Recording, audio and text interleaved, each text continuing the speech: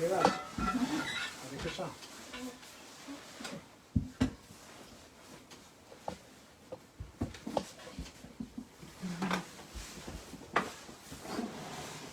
Okay.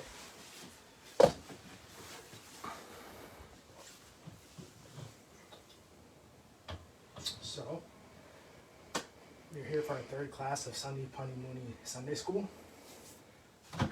Before we begin, I'll chant the pranam mantra for Om Vishnupad Paramahamsa Sripad Bhakti Madhava Puri Maharaj, our spiritual master and the serving director of this Princeton Bhakti Vedanta Institute. Jaya Shri Madhava Puri Krishna Prema Pura Bhakti Kalpa Karor Tenho Pratama Ankura Sikshacharya Madhva Puri Shri Vidya Vilase Koti Mahagyani Jana Jine Parihase Adhyapaka Gana Ara Paruyara Gana Parajite Haye Sabe Kare Hari Bola. Arjun, would you like to read the English? Glory to Madhava Puri, the abode of love of Krishna, from whom the divine tree of devotion initially sprouts. During his pastimes of scholarship, the teacher of instruction, Madhava Puri, cordially defeats many great scholars. Defeated, all the teachers and students chant Lord Hari's name. Haribol. So like we did last month, we'll just do a short recap of the first two classes that we did, so we just kind of remember the development so far. So the first class was on the first 3 out of 9 limbs of Bhakti. Hearing, chanting, and remembering, or Shravanam, Kirtanam, and Vishnu Smaranam. Now, before I put the next screen on, do you want to tell me anything you remember from those 3? Even if it's a little bit, it's okay. We were talking specifically about one pure devotee who taught us these 9 limbs. Remember who? Prahlad. What do you remember about Prahlad? That, he was teaching others to, he was teaching them how to, do bhakti. Do you remember the circumstances of Prahlad's life at all? Yeah. Like what? His dad, Hiranyakashipu, was you should chant my name instead of, Krishna's. So he was, putting dangerous stuff on Prahlad, like snakes, putting him in a fire and all that. Yeah, very good. So we talked about Prahlad's devotion to Narasimhadev, which is the avatar of Vishnu, who is the center of that pastime with Prahlad and Hiranyakashipu, the half-man, half-lion avatar. So Prahlad's devotion to Narasimha is the most important aspect of the Lord's famous pastime with Hiranyakashipu. Sometimes, because it's a very famous pastime, sometimes people just remember this epic-looking half-man, half-lion ripping apart this king. That's what they remember. But actually the most important part is Prahlad's devotion to Narasimha. That's the real essential teaching there. Prahlad's unbreakable faith despite all difficult circumstances, which are remembered very nicely, and how at the end Prahlad was giving some instruction to his classmates, the other children there, and he was telling them to chant now, practice bhakti now, don't waste time.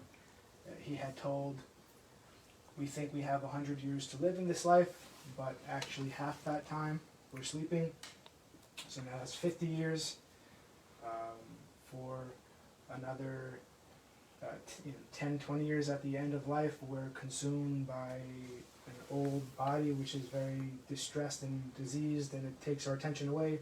So now we're down to 30 years, and there are so many commitments that we have to other people in the world that we prioritize over bhakti, over our connection with Krishna. So there's another 20 years.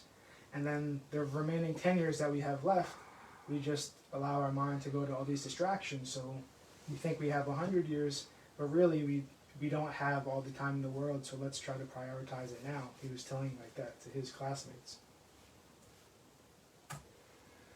And we mentioned that kirtan is not restricted to just this traditional form that we practice here, chanting Hare Krishna. What kirtan means is glorifying the Lord. So it can actually be practiced in a very scientific way. Our study of nature, if we're able to see how that connects to spirit, how that connects to Krishna, and then we can explain nature in that kind of way, which is what the Bhakti Vedanta Institute's core purpose is, as Srila Prabhupada intended it. That is also kirtan. So he gave us this verse from Bhagavatam 1.5.22, and the purport, he explained that all knowledge not engaged in the service of the Lord is but nescience. Real utilization of advanced knowledge is to establish the glories of the Lord, and that is the real import. Scientific knowledge engaged in the service of the Lord and all activities are factually Hare Kirtan or glorification of the Lord. So the point here is that the practices of bhakti are very wide and very universal and very deep. They're not these shallow, sentimental practices that we should just do on the Sunday. Kirtan is a very deep thing. The glorification of the Lord can be done in an infinite number of ways because everything is inherently connected to Krishna. In Bhagavad Gita it says, Vasudevam Sarvamiti. Vasudeva is everywhere. Everything is Vasudeva. So kirtan, when we can see how the Lord is in everything and we can talk about it in that way, in a very rational and systematic and philosophical way, then this is also kirtan. So we should try to remember that. And if we want the PDF of the slides for the first class, the QR code there goes to the slides. Now, in class number 2, we talked about Padasevanam, which is serving the Lord's feet, Archanam, worship, and Vandanam, prayers. Can you tell me what you remember from that? Like, I remember that even if you serve like a devotee of like Krishna, it's still like good. Yeah, so when we say Padase, it's the good thing, the best thing is to serve the devotees of Krishna. That's what Padasevanam means. Because we can't see Krishna's feet, we can't see Vishnu's feet, right? So what does it mean when we're told Padasevanam? We have to serve the Lord's feet. It means the devotees who are always surrendered to the Lord's feet. So exactly, you remember the essential point. Our bhakti is executed through the association of the devotees, and we're serving a Vaishnava, a guru, a bona fide guru, who is also serving their guru. The way we can recognize a pure Vaishnava, we have to try to understand what the standard for that is so we're not misled. So one of the most essential standards is that they themselves are serving their guru. They're part of a line, a disciplic succession. Not that they just decided, hey, look at me, I'm a great devotee, you come over here and do what I tell you to do. That will not get us anywhere. We have to be very careful and have discernment and discrimination when we're trying to understand who is a real devotee so that our service and energy can really go to Krishna. And so one of the main ways to see that is they have to be connected to a parampara, some kind of disciplic succession, that they learned how to execute devotional service from their guru and they practiced it under their guru, and their guru learned from their previous guru and they practiced under their guru, and that succession goes all the way back to Krishna. So we have to look for that. So our recap for class 2, serving the Lord's feet means serving the servants of the Lord, doing humble menial service means humble service. We're not afraid to clean in the bathroom or to wash the dishes or to do something humble. This is a very purifying thing for the heart. We're not above anything. We try to keep a very humble position. And also helping established devotees in their service. We can say like that. If we find a devotee and they are practicing bhakti and they're surrendered to a guru, then we can start our practice by helping them and learning from what they're doing. and then hopefully we can develop similarly. So worship, archanam, it means deity worship when we go to a temple and you see the deities there. But it also can mean in our house, if we just have a humble, small little altar in our house with a photo of the Lord and the devotees, and every morning we offer, it doesn't have to be much time, we just offer a little incense, a little bhog, a little food. In that way, we are also practicing archanam. Just 10 minutes, something very short, but it starts our day in a very devotionally appropriate way. It kind of centers us for our day to come. And then prayer is vandanam. So we mentioned these purusharthas last time: duty, money, sense pleasure, and liberation. The dharma, artha, kama, and moksha. That many people engage in devotional practice in order to gain these things. So it becomes tainted.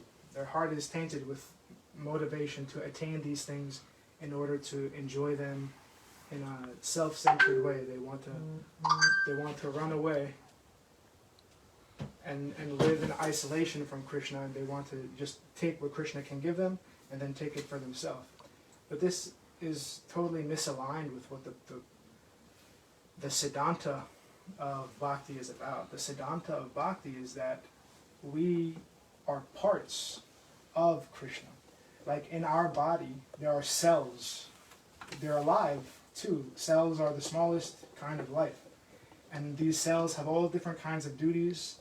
Even science is telling us cells are cognitive. They make decisions. They cooperate with each other. They can problem solve based on unexpected circumstances in the environment and tissues and organs. So they're alive and they're cognizant. But the purpose of those cells is not to act in isolation. The purpose of those cells in the body is to serve the organism as a whole.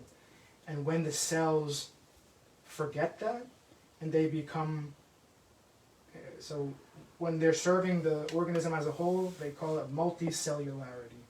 The cell is cooperating with others. But when a cell forgets its multicellularity, it forgets that its purpose is to serve the whole organism, and it reverts to unicellular functions, then it becomes cancerous. Then it just messes up the whole thing, and cancer develops in the organism. So it's not doing what it's supposed to do, and everything becomes very negative.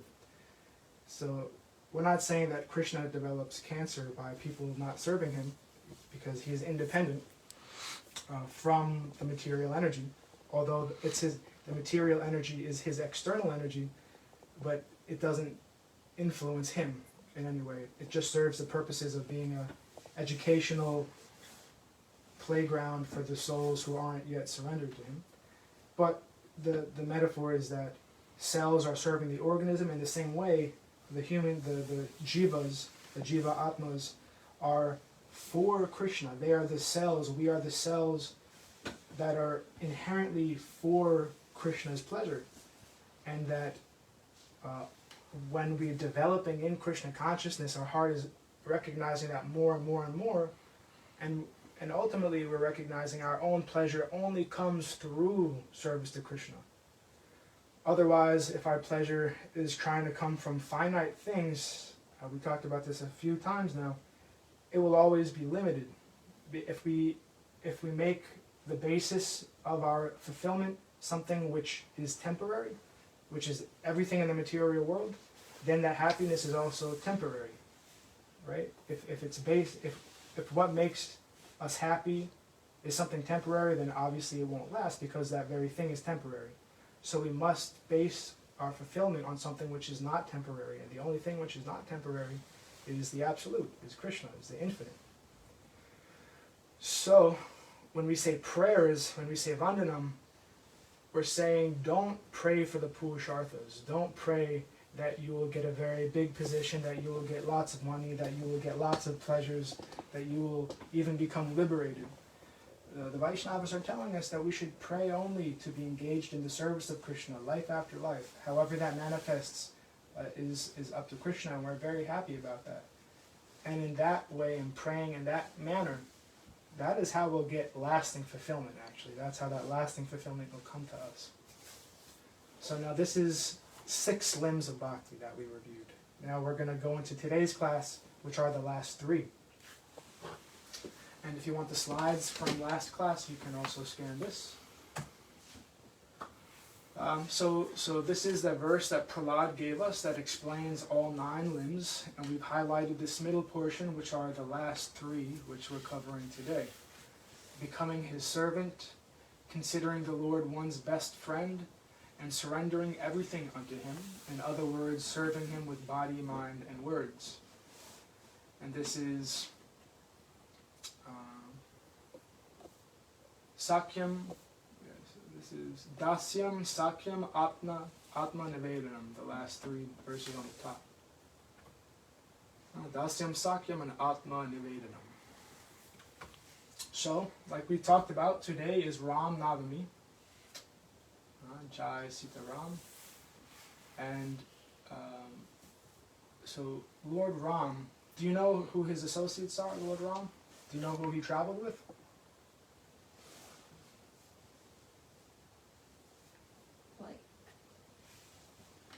Bhagina, brother, and who is the brother? Lakshman. And the wife? And Sita. Sita. And who is his best devotee? Hanuman. Hanuman. So this is, in the photo, we have Hanuman is, so God has 3 aspects. The most intimate aspect of God is called Bhagavan. It means one who is full of opulence. There's 6 opulences, I believe. But it basically means God is a person, has personhood. So when we have all these incarnations, Lord Ram, Nrsimha, all these other incarnations, they're coming as an individual personality with particular characteristics, particular paraphernalia, and particular associates. So because God has this aspect of being a person, and we are persons, the reason that we are persons and we're parts of a whole is because that whole has that personhood there, right? So as parts of a whole, whatever qualities we have, that whole has. Like if you have a slice of pizza, right? Whatever qualities of that slice of pizza are only in the slice because it's in the whole pizza, right? If you have, do you like pineapple pizza? Yeah. If you have a slice of pineapple pizza in your hand, the only reason that it has pineapples on it is because it came from a whole that has pineapples on it, right? So we're parts, we're a slice of pizza too. And Krishna is the whole pizza. And because we can explain what is on the slice of pizza that is us, well, we are conscious, we're a person, right? We have these feelings and thoughts and wills, and we can reflect on ourselves. We have self-consciousness. Those are all things we can confirm in our own experience every day. Sometimes we think, hey, why did I do that? We do something and we say, why did I do that? That means we're self-conscious. We can think about our own actions. So because we are like that, and we're a slice of a whole, that means that whole has all those qualities. That's the reason we have them. So that's how we can rationally understand why we call him God person. Of course God must be a person. The infinite whole must have the qualities that we have, and the infinite has it even more full than we have. We're only a small portion of that. So this is why we can say God is a person. And because God is a person, that means there's a particular kind of relationship between the devotee and the Lord. There's different moods, just like there's different kinds of relationships among people, right? Like you have a friend at school, that's a very different relationship than you have with your parents, right? You would not talk the same way to your friend that you talk to your parents. You would not act the same way. Very different, right? So in the same way, Krishna has friends, the gopis and the gopas, and he acts very differently with them than he acts with Yashoda and Nanda Maharaj. Right? It's this personal relationship which is where that fulfillment comes from in the development of Krishna consciousness. It's this personal relationship. So at these last 3 parts of Bhakti, we're talking about Sakyam, Dasyam, and Sakyam. Dasyam is a mood of servanthood, And Sakyam is a mood of friendship. So there are two different moods. So Hanuman happens to have a relationship of dasyam ras. It means he derives the most pleasure from serving the Lord as a traditional servant would. So he's always, if Lord Ram is standing or sitting, Hanuman is always on the ground and looking at his feet, giving pranams like that. He's always considering himself in this kind of mood, and he relishes that mood. This is where his ecstasy is coming from in relationship to Lord Ram. And he's so devout in that mood that there's even one pastime where someone was questioning how devoted Hanuman was. And he ripped open his chest, as you can see in the right picture, and he showed that Sita and Ram were seated in his heart. I always like that pastime. So this is a mood, though. This is a mood that a devotee and the Lord share. Now there's another kind of mood called friendship, right? And that's Lakshman. Lakshman and his brother. You don't see Lakshman exhibiting the same behavior as Hanuman. He's not kneeling in front of Ram and looking at his feet. Although he has much reverence for his older brother, of course, it's more friendly, right? They learned how to shoot bow and arrows together. Maybe they wrestled with each other. A servant doesn't wrestle with their master like that, but brothers and friends, they do like that. And the Lord loves those kind of relationships too. And there's a whole assortment of relationships, but we'll just focus on these today. So when we look at Lakshman and we look at Hanuman, now we can see a little differently. We understand that the way they're behaving toward Lord Ram is a demonstration of the mood that they're relishing in relationship with him, you know? Is this too far off, too far out, or what do you think? It's good. That's good? All right. And so this last part is Atma Nivedanam. Atma Nivedanam is surrendering everything unto the Lord. And Srila Prabhupada, in his translation, he put in parentheses, in other words, serving him with body, mind, and words. So in this Gaudiya Vaishnava tradition that has come from Chaitanya Mahaprabhu, right, the sannyas, the order of sannyas, is called Tridandi sannyas. Danda means the staff that a sannyasi holds, and Tridandi means it has 3 points on it. So the reason it has 3 points is because it stands for serving the Lord with body, mind, and words.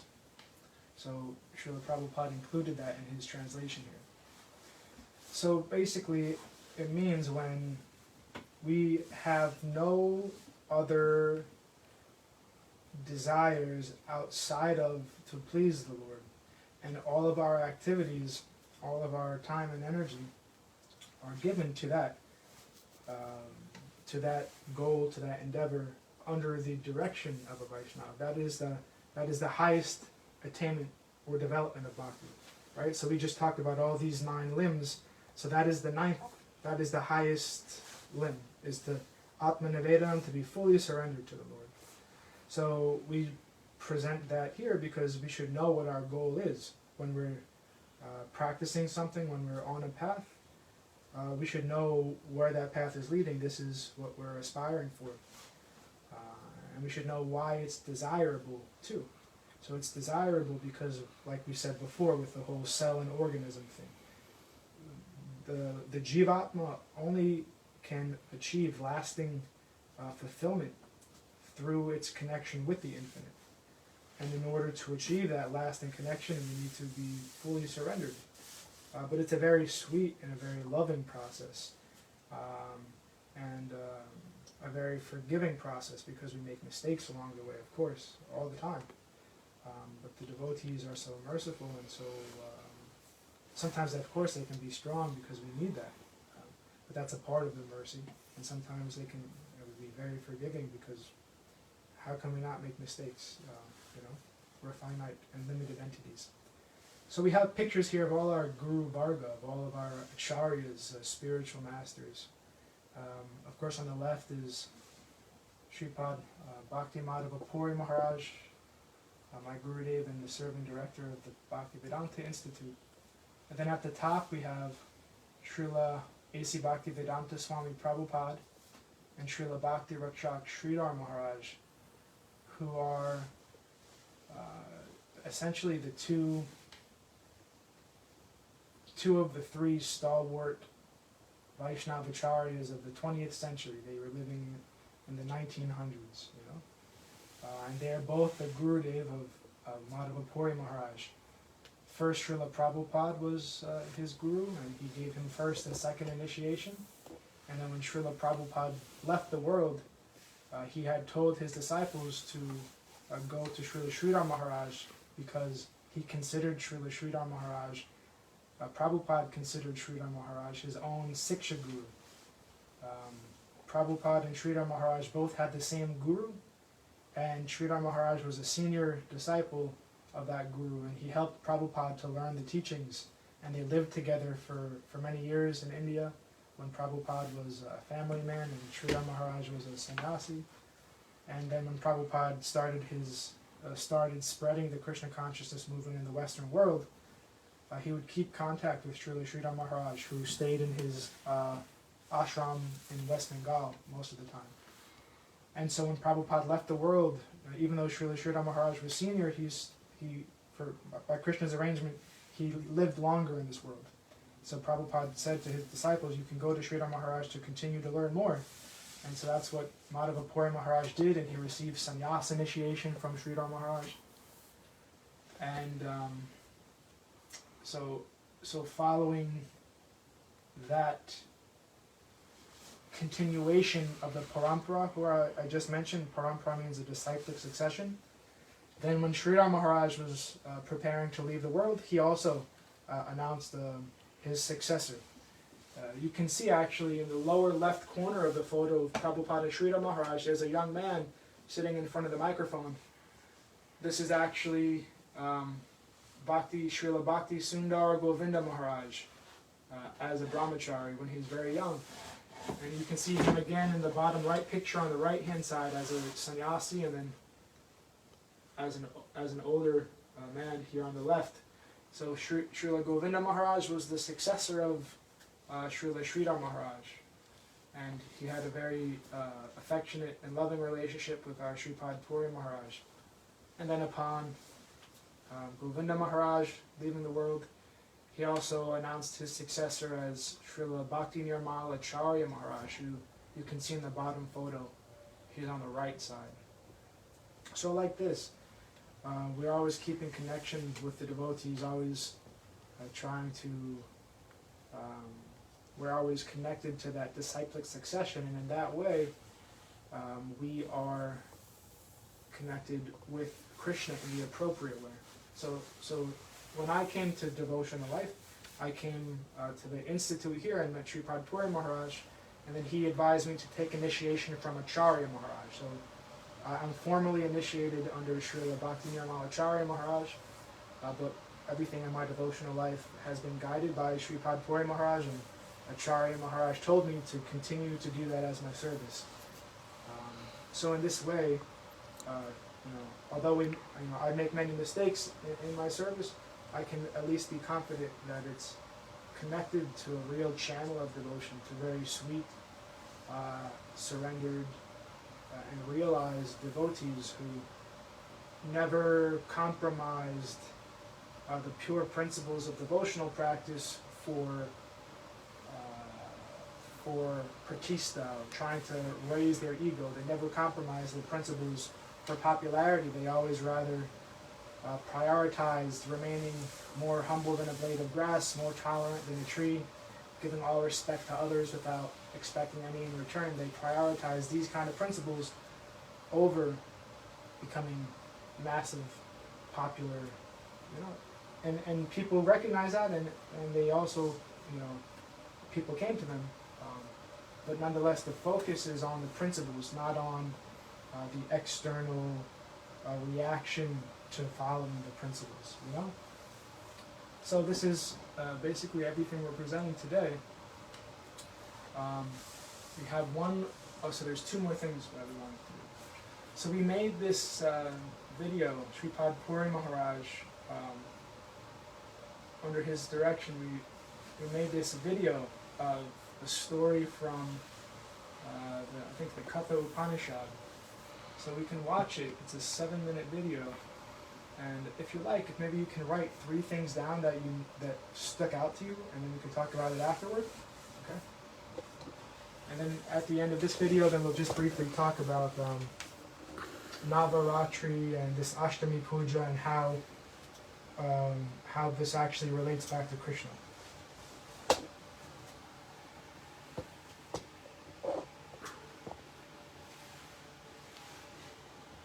Shreyas and Preyas, the Katha Upanishad, one of the foundational texts of Indian philosophy, provides profound insights into life, death, and self-realization. Central to its teachings is the distinction between Shreyas, the path of the ultimate good, and Preyas, the path of immediate gratification. This dichotomy is explored through the story of Nachiketa and his encounter with Yamaraj, the Lord of Death. Their dialogue offers timeless wisdom on the choices we face in life and the pursuit of spiritual growth. Katha Upanishad presents Shreyas and Preyas as 2 opposing options that every individual encounters. Preyas refers to the path of pleasure, comfort, and short-term gratification.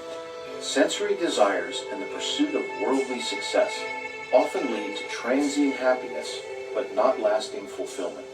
Shreyas, on the other hand, represents the path of the highest good, rooted in self-discipline, wisdom, and spiritual realization. Sacrifice and effort ultimately lead to bliss and progressive immortality. Preyas is alluring and easy, but distracts us from deeper truths. Shreyas, though challenging, aligns us with our higher purpose closer to the true self, Atman, as eternal servant of Krishna. The story of Nachiketa and Yamaraj. The narrative begins with a young boy named Nachiketa, the son of the sage Vajrashrava, who conducts a sacrificial ritual with the intent of gaining material rewards. Dissatisfied with his father's insincere offerings, Nachiketa challenges him and is eventually sent to the abode of Yamaraj as an offering. Upon reaching Yamaraj's domain, Nachiketa finds the Lord of Death absent and waits for 3 days without food or water. Impressed by the boy's patience and determination, Yamaraja grants him 3 boons as a gesture of goodwill. For his first boon, Nachiketa asks that his father's anger be pacified and that he return home peacefully. This shows Nachiketa's selflessness and concern for familial harmony. For his second boon, Nachiketa requests knowledge of the sacrificial fire that leads to heaven. For his third and final boon, Nachiketa asks Yamaraja to reveal the truth about what happens after death and the nature of the eternal self. Yamaraja teaches him this ritual, symbolizing the preliminary stage of spiritual practice aimed at material and celestial rewards. When Nachiketa requests the ultimate knowledge of the self, Yamaraja tests him by offering worldly temptations. He presents riches, power, sensual pleasures, and a long life, all of which fall under the domain of Preyas. Nachiketa, however, remains steadfast, rejecting these transient pleasures in favor of the eternal truth. The wealth and pleasures offered by Yamaraj are enticing but fleeting, tied to the material world and ultimately leading to bondage. Nachiketa's unwavering pursuit of self-knowledge demonstrates his alignment with the higher path. His choice to prioritize spiritual realization over temporal gains reflects the qualities of a true seeker: discernment, viveka, dispassion, vairija, and an intense desire for proper conception, mumukshufa. Once convinced of Nachiketa's sincerity, Yamaraja imparts profound teachings about the nature of the self and the ultimate reality.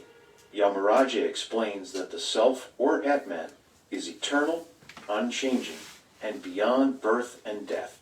It is the substratum of all existence, and cannot be destroyed by any force. The wise who realize the self as eternal and beyond decay do not grieve. Realizing the self requires self-discipline, meditation, and a turning inward. The senses are naturally outward-facing and exploiting the environment. They must be controlled and redirected towards dedication to the highest truth. That truth is Sri Krishna, reality the beautiful. Yamaraja emphasizes the importance of a teacher, a guru, and the scriptures or shastras in guiding the seeker. True knowledge arises when the mind is purified and the intellect becomes focused. One of the most famous metaphors in the Katha Upanishad describes the body as a chariot. Here, the senses are horses, the mind acts as reins, the intellect is the charioteer, and the self is the rider. Mastery over the mind and senses leads the seeker to the ultimate destination, union of the self in the loving service of Sri Sri Radha Krishna. The distinction between Shreyas and Preyas remains deeply relevant today. In a world dominated by consumerism and instant gratification, it is easy to be drawn toward Preyas, the pursuit of wealth, fame, and pleasure. However, these pursuits often leave us unfulfilled as they fail to address our deeper spiritual needs. Choosing Shreyas requires conscious effort and discernment. It means prioritizing long-term growth over short-term pleasure, embracing self-discipline, and seeking inner peace and wisdom. While the path of Shreyas may seem demanding, it ultimately leads to a life of meaning, contentment, and highest fulfillment. The story of Nachiketa and Yamaraji in the Katha Upanishad serves as a timeless guide for seekers navigating the crossroads of life. It reminds us that the choices we make between Shreyas and Preyas determine the course of our journey. Nachiketa's unwavering commitment to the ultimate good exemplifies the qualities of a true aspirant, inspiring us to rise above fleeting pleasures and strive for self-realization. By embracing the path of Shreyas, we align ourselves with the eternal truth, beauty, and love, fulfilling our highest potential and experiencing the bliss of the imperishable self as loving servant of Radha Krishna.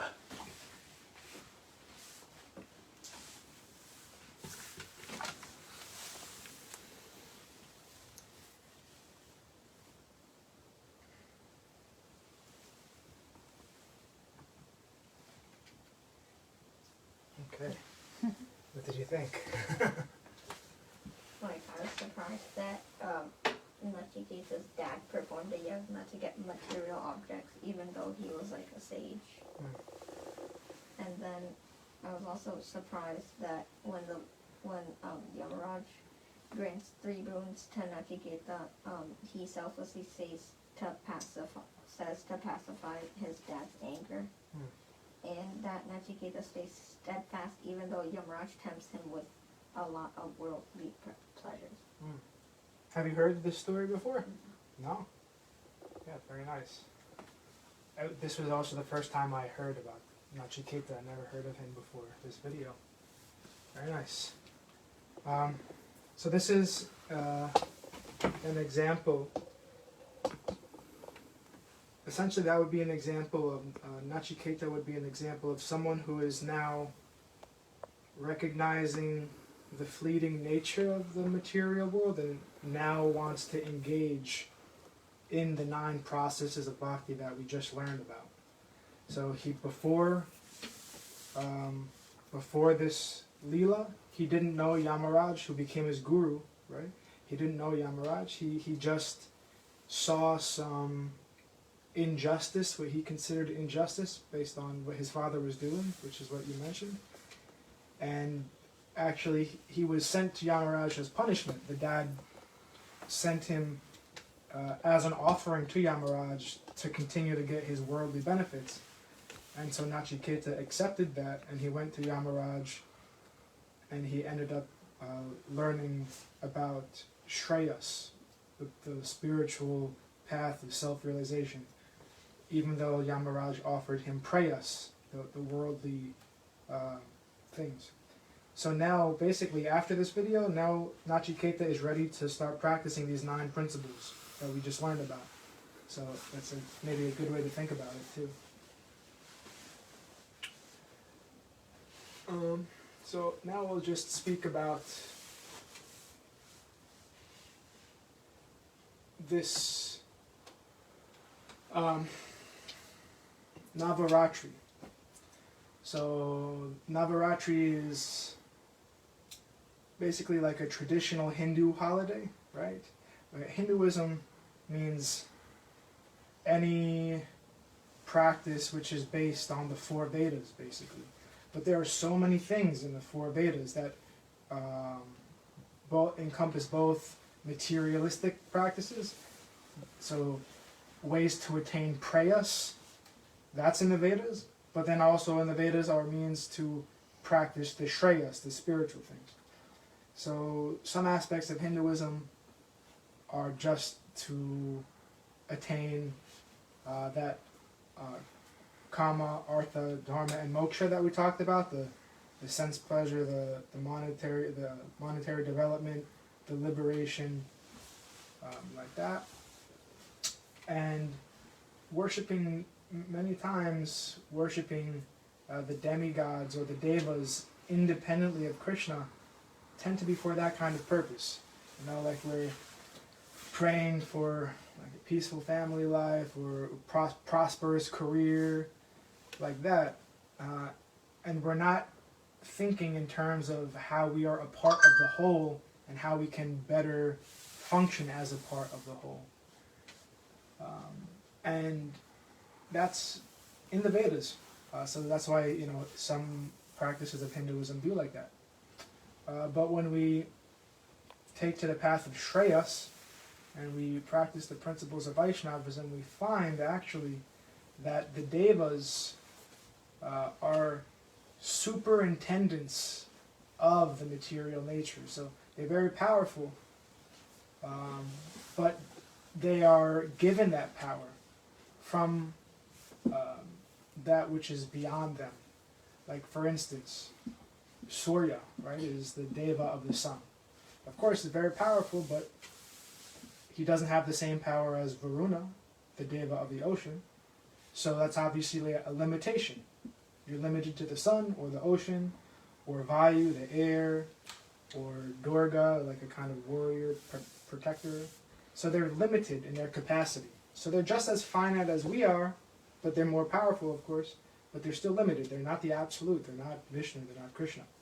So we find in the Brahma Samhita, which is one of the ancient Vedic texts, that here we find that they are all worshipped in the proper context.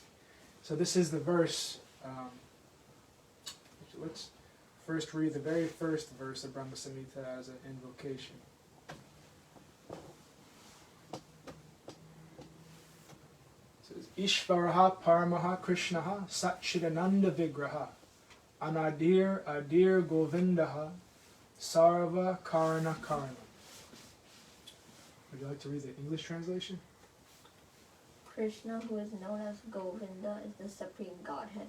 He has an eternal, blissful spiritual body. He is the origin of all. He has no other origin, and he is the prime cause of all causes. Right.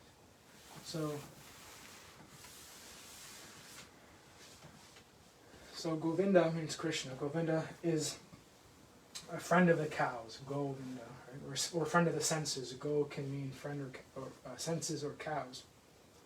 So it's saying here, Sarva Karana Karanam. He's the cause of all other causes and the origin of everything, including the devas. So this sets the context for Brahma Samhita. So then when we go later on into the text, the whole background of what is Brahma Samhita is Lord Brahma as the creator of the universe is meditating. He's born from that lotus. He doesn't know why he's where he is. He doesn't know what he's for. And he's meditating internally. And he finally, he gets this realization of Vishnu. And then he starts to glorify, actually in Brahma Samhita, he has such a deep realization of Vishnu that he sees Krishna as Govinda. And he starts to glorify Vrindavan. So you have very, very beautiful descriptions of Vrindavan from the perspective of Lord Brahma's meditation. And then, so we'll just read the last part of this that's relevant to this Ashtami Puja and Navaratri. So part of his glorification is about 4 principal devas, or 4 principal demigods. He says, Shristi Stiti Pralaya Sadhana Shaktir Eka Chaye Vayasya Bhuvanani Bibharti Durga Ichanurupam Apiyasya Chachesta Tesa Govindam Adi Purusham Tamaham Bhajami. Would you like to read the English? The external potency Maya, who is the nature of the shadow of the Sit potency, is worshipped by all people as Durga, the creating, preserving, and destroying agency of this mundane world. I adore the primeval Lord Govinda in accordance with those with whose will Durga conducts herself. Yeah, so as we said, the first verse identifies Govinda as the cause of all causes, and then it worships the other devas as devotees of Krishna, because they are dependent upon Krishna as the infinite, just like we're dependent on Krishna. So that's why each of the Brahma Samhita verses, the core verses, they all end with this same verse. Govindam Adi Purusham Tam Aham Bhajam.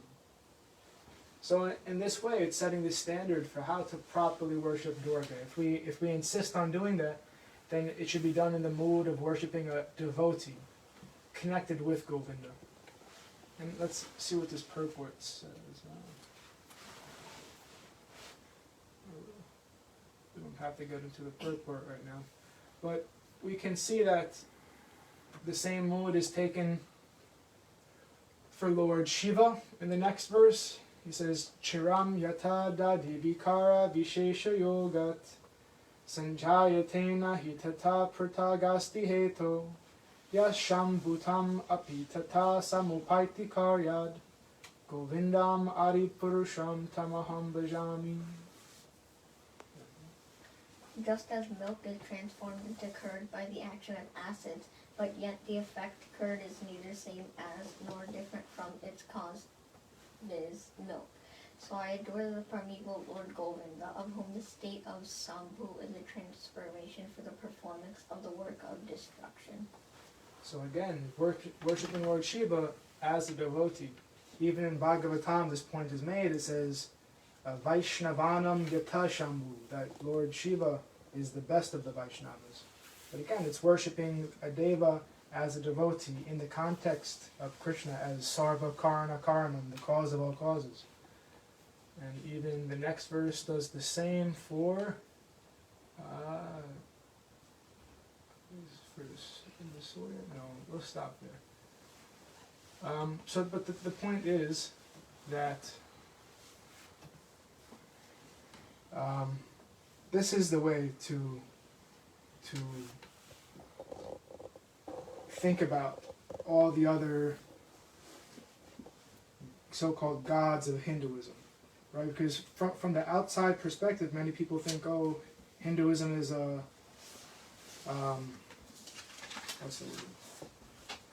is a polytheistic religion. They think that there are many gods, but the Judeo-Christian, they believe in one God, monotheism. So they think like there is this contrast.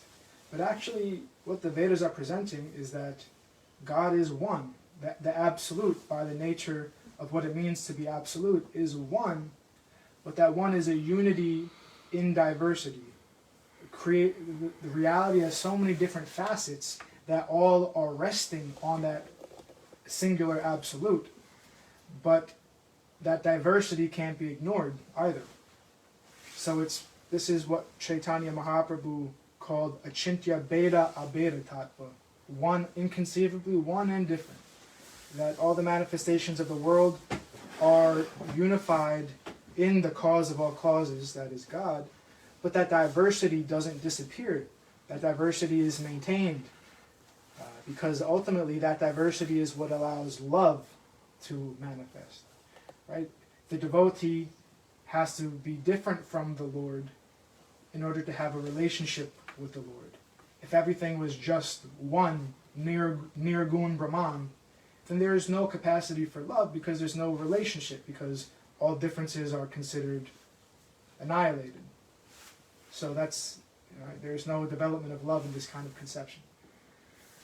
So this unity in diversity is a very subtle but very important principle that really allows us to take a scientific approach to what has been known as Hinduism and allows us to have a platform for interfaith discussions, and it even allows us to have interdisciplinary discussions between science, religion, and philosophy.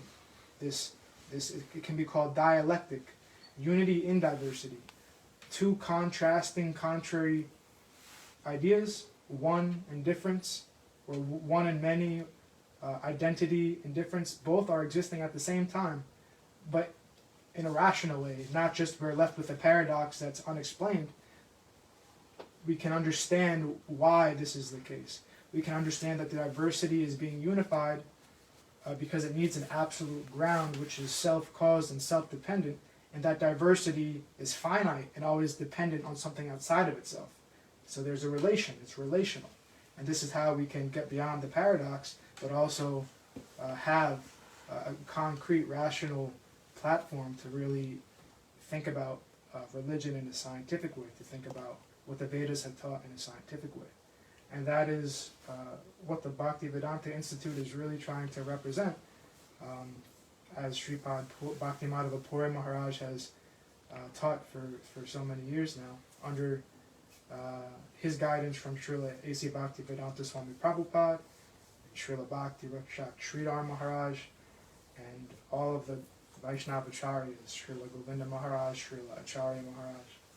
So this is what we're trying to practice in all of our programs, and what we're also trying to teach others, you know.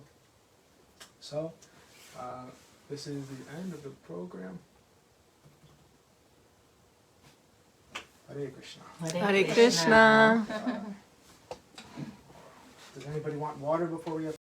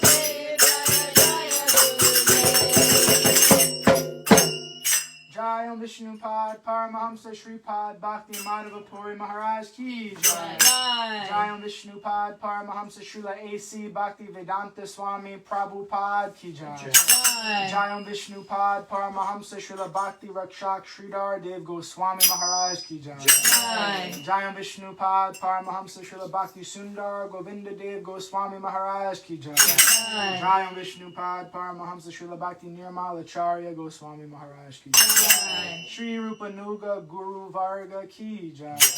All glories to the assembled devotees, all glories to the worldwide devotees, Sama Bhakti Veda Vrinda Ki Jai.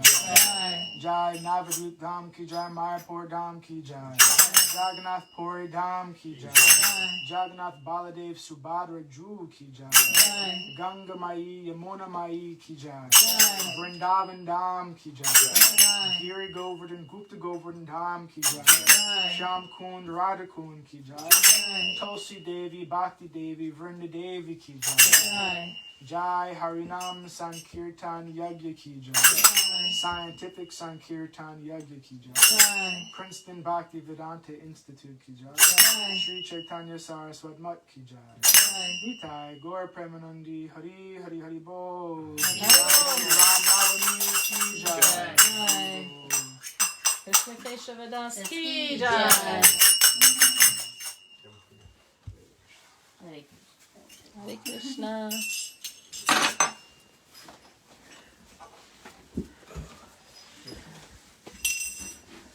Okay.